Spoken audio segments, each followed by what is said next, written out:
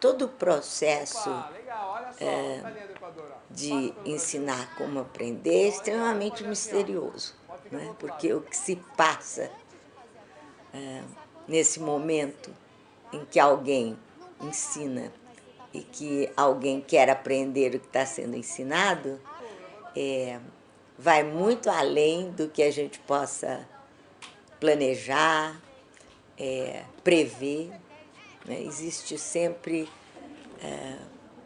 coisas que escapam, mais coisas que escapam do que coisas que estão previstas. Didática geral. A relação pedagógica.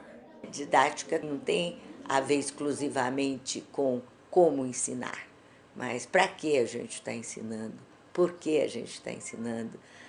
Não tem a ver só com conteúdo, tem a ver muito mais, eu acho, né, com essa relação, né, professor-aluno, aluno-professor, aluno-aluno, que se dá em determinados momentos onde algum tema, algum assunto, algum momento, alguma curiosidade esteja no comando de toda essa prontidão que todos estão vivendo naquele momento, no sentido de entender alguma coisa, de ultrapassar alguma fronteira de um conhecimento, buscar uma solução. Isso, por si só, não define a escravidão. Vocês concordam comigo? Existe mais informações para definir escravidão? É muito importante o professor ter consciência, ter entendimento e compreensão que ele precisa interferir no desenvolvimento psicológico da criança, do adulto, do jovem, que ele tem. É importante ele conduzir. Na realidade, eu estou querendo chamar a atenção. Olha, o centro não é o aluno. O centro não é o aluno. Quem é, então? Eu acho que o centro, o processo de ensino, ele é relacional. Ele existe na relação professor-aluno. Relacional. Complicado. Ensinar é muito complicado, é uma troca. Como que se dá o conhecimento?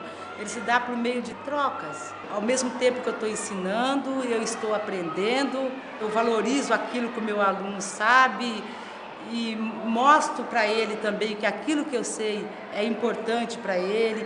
E para que ele entenda isso, eu preciso acreditar que o que eu sei também é importante para mim. Celestin Freinet, ele dizia que a sala de aula tem que ser como um canteiro de obras. Todo mundo está construindo, cada um tem as suas possibilidades, e as possibilidades são usadas em favor dessa construção conjunta.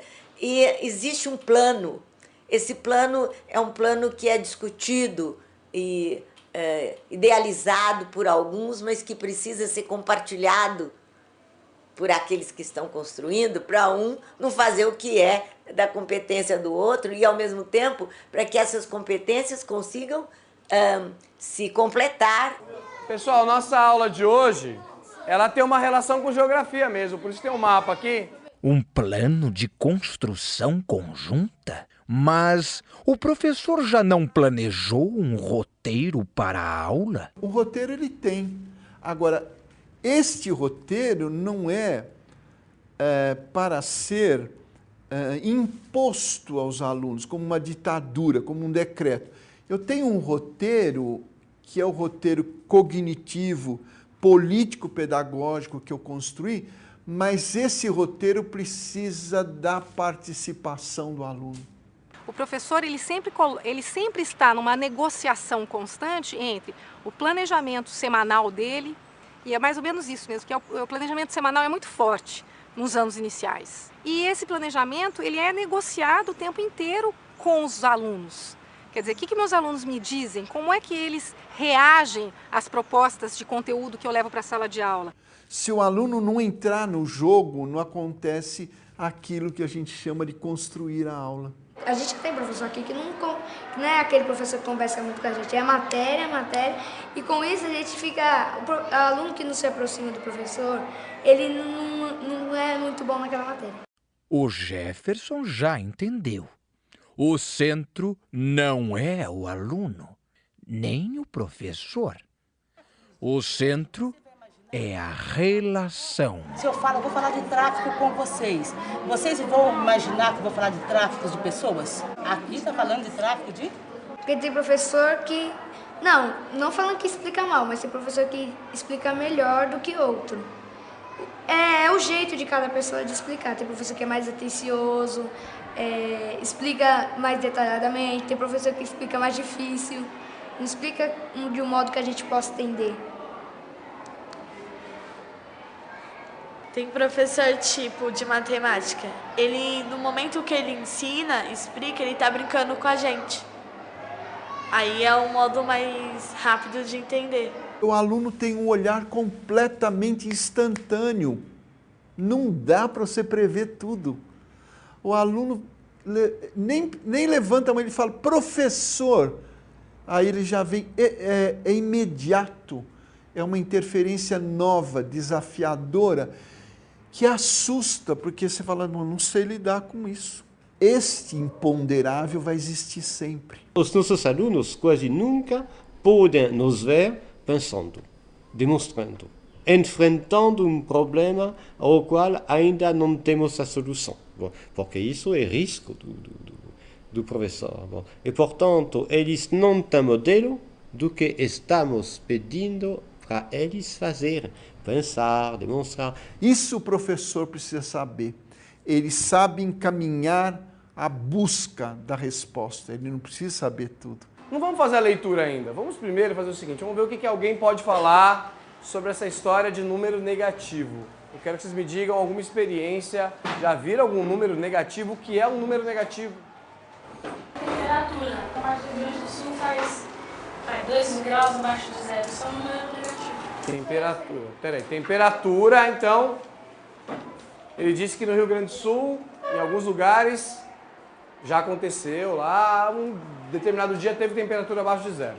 No geral, o que a gente pensa é que a gente pode se organizar de tal modo, seja planejando uma aula, seja escolhendo os recursos, que a gente vai atender todas as condições, né, para que essa aula tenha a qualidade desejada e que o sujeito aprenda. Se a gente for parar para pensar e analisar tudo que a gente tem que dar conta, a gente fica maluco, porque no final das contas acho que a gente não dá conta. Eu acho que a gente tem que contar muito assim, que o profissional que trabalhou com essa turma antes conseguiu dar conta de algo que eu não vi, o próximo educador vai dar conta daquele aluno que de repente passou por mim e eu não consegui identificar uma dificuldade maior, ou consegui identificar o jeito que aquele aluno consegue construir seu conhecimento, eu não consegui contribuir para aquele aluno. Então assim, eu tenho que tentar fazer com a maior parte que eu posso, mas eu tenho certeza que alguns passam pelas minhas mãos e, sabe, eu acho que a gente não dá conta de todos. Eu acho que essa é a realidade. A gente tem que tentar fazer o nosso melhor. E esse nosso melhor seria o ensinar bem?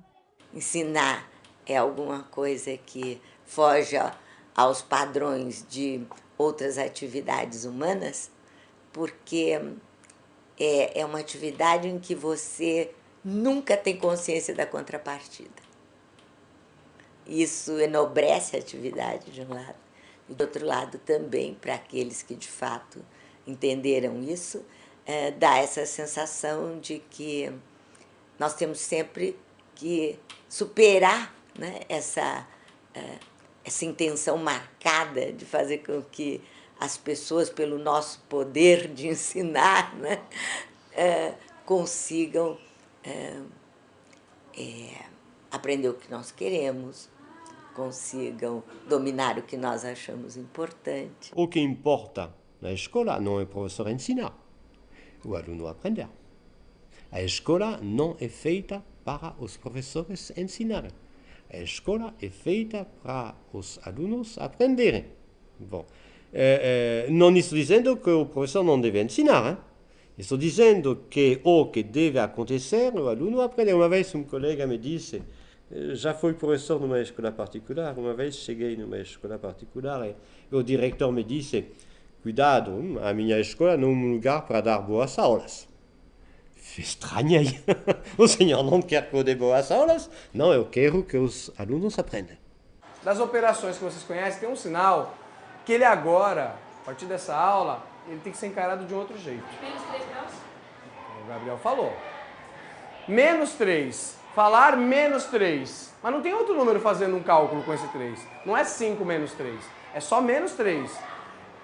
A palavra menos e o sinal de menos, eles aparecem agora não para representar um cálculo, e sim para representar um novo tipo de número. Olha só para isso. Como é que se lê isso? Menos 3 graus Celsius. Ele entra, todo mundo presta atenção, mas a aula que todo mundo centrado quieto, né? Porque com ele, ali todo mundo aprende. Tem que refletir sobre isso. Né? Uma boa aula não é uma aula bem organizada. Não, a aula é boa quando o aluno aprendeu. Não posso dizer, eu dei uma boa aula, mas não aprenderam nada. Se não aprenderam nada, é que a aula não era boa. Era talvez uma coisa bem explicada para apresentar na Academia de Ciências ou de Letras. Bom, mas não era uma boa aula. Por definição, o que importa é o aluno aprender. E aí está o grande desafio. Se você vai ensinar matemática para uma sala de aula, em primeiro lugar, esses alunos têm que ter claro o que eles estão fazendo ali, que questões eles têm a respeito daquele assunto que está sendo trabalhado, que contribuições eles podem dar àquele assunto com a experiência deles. E como o professor pode transformar todas essas possibilidades que existem diante daquele conteúdo em alguma coisa que faz com que esse conteúdo qualitativamente cresça. 1, 2, 3, 4, 5, 6, 7.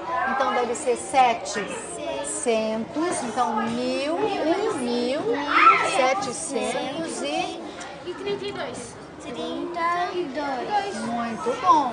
1.732. Ah, vocês estão craques, hein? O processo de aprendizagem está baseado na relação aluno-professor-conhecimento. Mas é o professor quem cuida dessa relação. Por que eu estou fazendo essa roda com vocês para explicar? Porque alguns estudantes procuraram a Luciana para falar que as atividades que a gente estava fazendo na oficina, nesse grupo, estava muito fácil.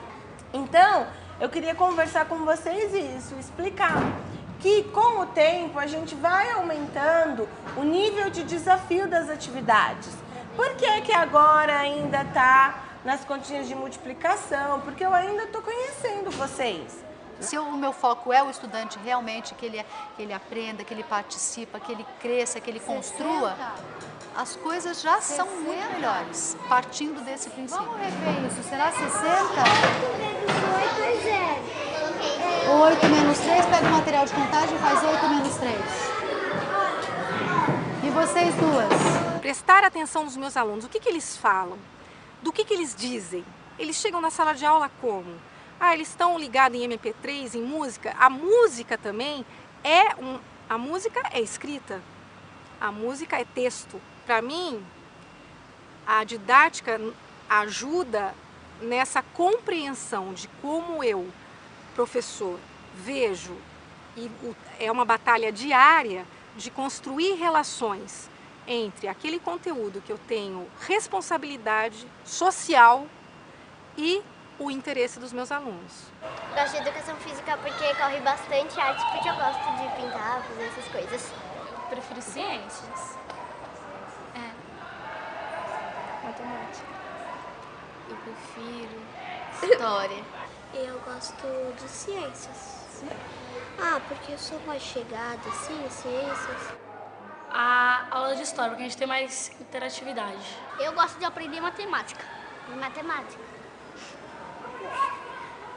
Porque é mais fácil do que as outras coisas. Também. Ok, uma aula interessante, é muito difícil de trabalhar isso. Eu pesquisei, eles me dizem, eu gosto dessa aula da professora, porque é muito interessante. Me perguntam, por que você acha que é interessante? Porque eu gosto muito.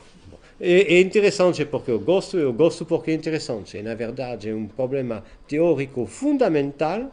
É interessante uma aula em que um conteúdo intelectual permite satisfazer um desejo profundo no sentido da psicanálise.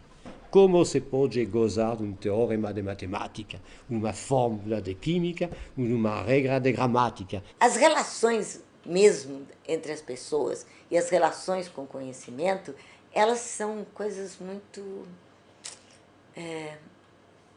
muito internas, muito, sabe, respeitosas, assim. A gente tem respeito pela gente mesmo. Isso é uma coisa que a educação teria que fazer, né?